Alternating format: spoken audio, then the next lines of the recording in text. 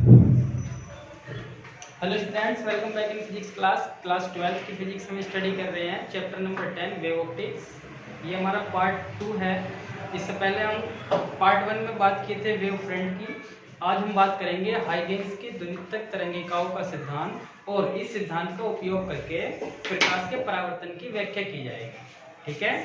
अब देखिए हाइगेंस ने क्या कहा। हाइगेंस ने हमसे ये कहा कि जब किसी माध्यम में प्रकाश संचरित होता है तो माध्यम के कण गति करने लगते हैं अपने ऊपर नीचे। ठीक है, अर्थात प्रकाश जो है वो तरंगों के रूप में गति करता है। ठीक, उसके आधार पर हाइगेंस ने हमें 3 परिकल्पनाएं दी। पहला ये कहता है कि जब प्रकाश जो है किसी माध्यम में संचरित हो रहा है तो माध्यम के जो कण हैं वो कंपन करने लगते हैं या गति करने लगते हैं, और उस माध्यम में अगर हम कोई ऐसा पृष्ठ लें जिस पर कंपन करने वाले सभी कणों की जो कण हैं जो कंपन कर रहे हैं, यदि वो सभी समान कला में हैं तो वो जो तल है वो तरंगाग्र कहलाता है। ओके, ये था जो परिकल्पना थी उसका पहला पॉइंट। सेकंड में क्या कहता है? सेकंड में कहता है कि जो हमारा बिंदु सोर्स होता है, प्रकाश स्रोत, अगर बिंदु सोर्स है, पॉइंट साइज का प्रकाश स्रोत, प्रकाश निकल रहा है किसी से, सोर्स हमारा पॉइंट है, तो वहां से जो निकलने वाला प्रकाश की जो तरंगे हैं वो गोलीय तरंगों के रूप में चलती हैं।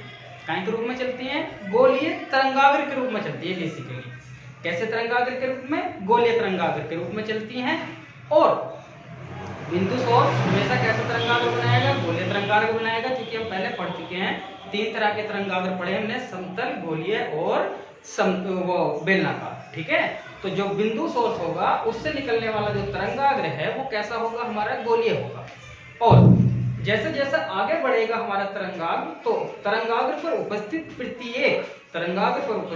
प्रत्येक माध्यम का कण ऐसे बिहेव करता है जैसे वो खुद पॉइंट सोर्स है, और वो फिर अपनी अलग अलग सभी जितने भी बिंदु उसके ऊपर आएंगे तरंगाग्र के ऊपर, वो सभी के सभी बिंदु ऐसे बिहेव करेंगे जैसे कि वो खुद पॉइंट सोर्स हैं, खुद प्रकाश के स्रोत हैं, और उनसे फिर तरंगिकाएं निकलेंगी और वो भी उसी चाल से आगे बढ़ेंगी जिस चाल से प्रकाश के स्रोत से जो प्रकाश चल रहा था उसी चाल से वो भी आगे बढ़ेंगी।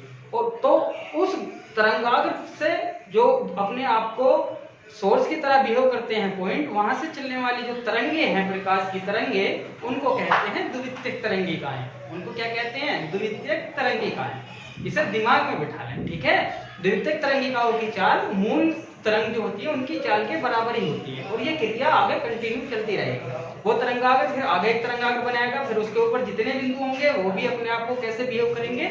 जैसे कि वो प्रकाश के स्रोत हैं, मूल स्रोत की तरह व्यवहार करते हैं, और फिर उनसे तरंगे निकलती हैं, अर्थात द्वितीयक तरंगिकाएं निकलती हैं। ठीक है, और इस तरह से प्रकाश कंटिन्यू आगे बढ़ता चला जाता है।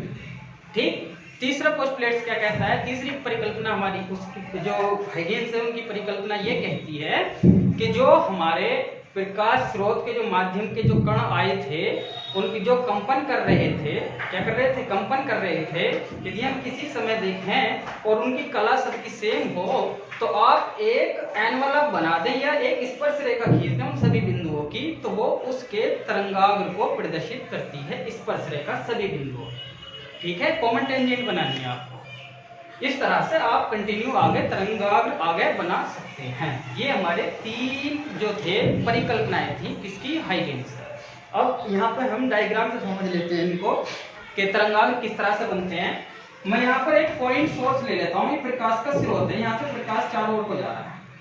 ठीक है, ये हम जानते हैं।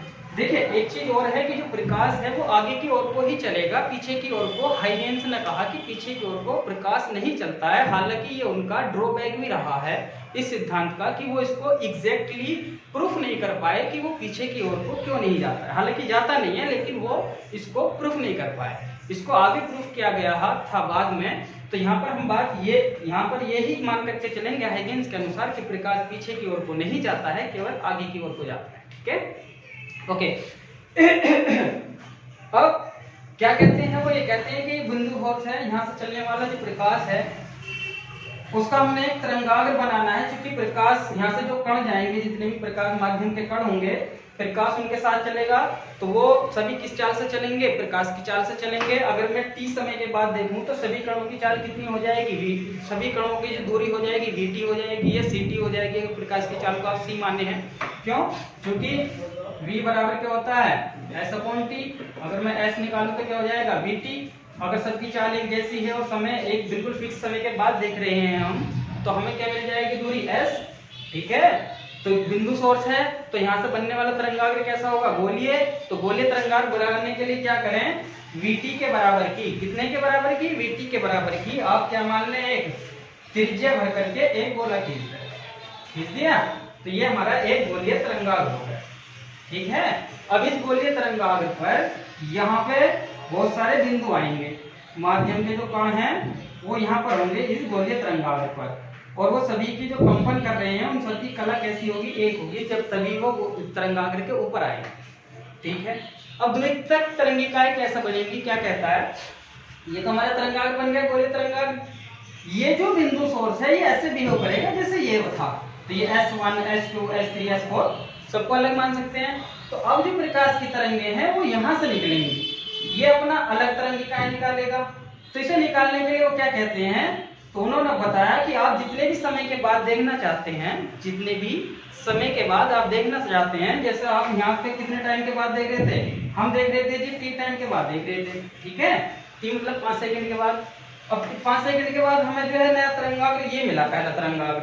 अब हम चाहते हैं कि जी हमें यहाँ से 5 सेकंड के बाद 2 सेकंड के बाद देखना है, तो यहाँ से जो चलने वाली जो तरंगे होंगी चाल तो वही रहेगी प्रकाश की, तो सबके लिए जो है इक्वल डिस्टेंस की क्या खींच दें, यहाँ पे त्रिज्या खींच दें, वो सबके लिए जो है इक्वल त्रिज्या का गोले बना दें, क्या बना दें, गोले बना दें। इसके लिए बनाएंगे तो ऐसा बन जाएगा, इसके लिए बनाएंगे तो ऐसा बन जाएगा, इसके लिए बनाओ तो ऐसा बन जाएगा, ठीक है।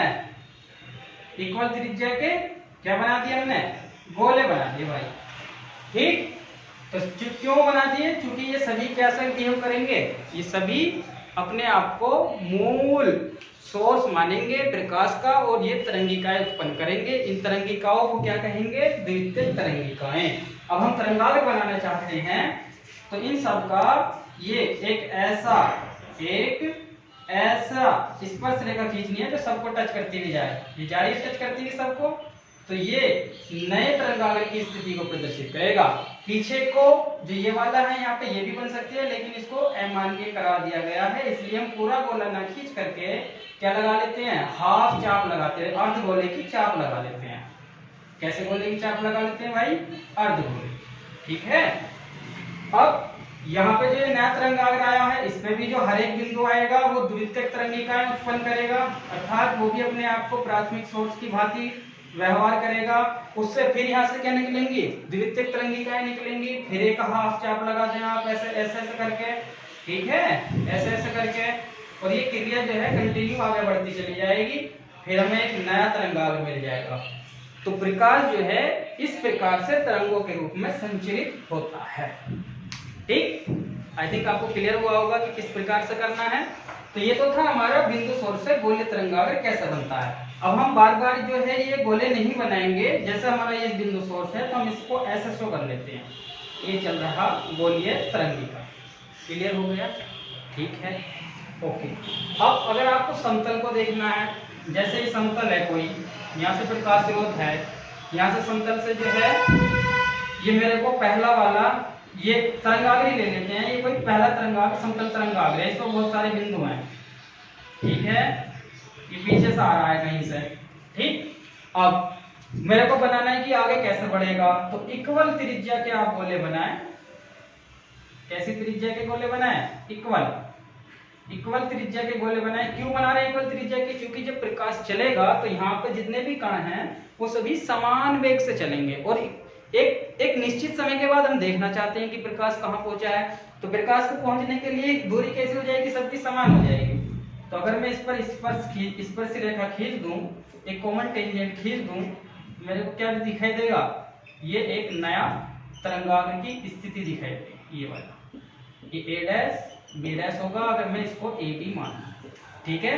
पीछे की ओर को नहीं बनाएंगे क्योंकि हाइगेन्स ने कहा कि पीछे की ओर को प्रकाश नहीं चलता, अब आगे वाले को देखना है तो इस पे जितने बिंदु होंगे वो सारे क्या होंगे, फेतोले बनाते हैं केवल त्रिज्या के, ठीक है। फिर एक स्पर्शरेखा खींच देंगे तो क्या बन जाएगी हमारा नया तरंगाग्र इसके बाद का। तो इस तरह से प्लेन तरंगाग्र चलता रहता है, ठीक है।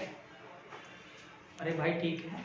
अब देखें जो बिंदु सोर्स होता है, पॉइंट ध्यान रखना है, जो बिंदु सोर्स होता है उससे गोलीय तरंगाग्र तो निकलता है, लेकिन बहुत दूर ज्यादा दूरी तक चलने के बाद में ये गोलीय तरंगाग्र समतल तरंगाग्र के रूप में चलना शुरू हो जाता है, ठीक है। ओके, तो ये तो थी हमारी हाइगेंस की थ्योरी। कैसी थ्योरी थी? हाइगेंस की थ्योरी। अब हाइगेंस की थ्योरी का उपयोग करके हम आगे स्टडी करेंगे परावर्तन की व्याख्या। आखिर जैसा हमने पीछे पढ़ा है कि जब प्रकाश किरणों के रूप में चलता है, एक चीज और ध्यान रख लें कि जैसे ये हमारे तरंगाग्र आ रहे हैं तो इस पे हर एक बिंदु पर अगर मैं लंबवत रेखा खींचूं तो वो किरणों को प्रदर्शित करेगा। जैसे इस बिंदु पर खींचना चाहता हूं तो ये, ठीक है, ये हमारी क्या है, प्रकाश की किरणें, और ये क्या है हमारा तरंगाग्र, अर्थात तरंगाग्र के लंबवत जो है प्रकाश की किरणें बनाई जाती है। यहाँ पर खींचूंगा, ये हमारा तरंगाग्र है, तो ये हमारी क्या है, प्रकाश की किरणें, जो हम पीछे किरण प्रकाशिकी में पढ़े, ठीक है। ये प्रकाश की किरणें लंबवत होंगी तरंगाग्र की। ये पॉइंट को दिमाग में बैठा करके रखना है ये इस चैप्टर को पढ़ने के, ठीक है।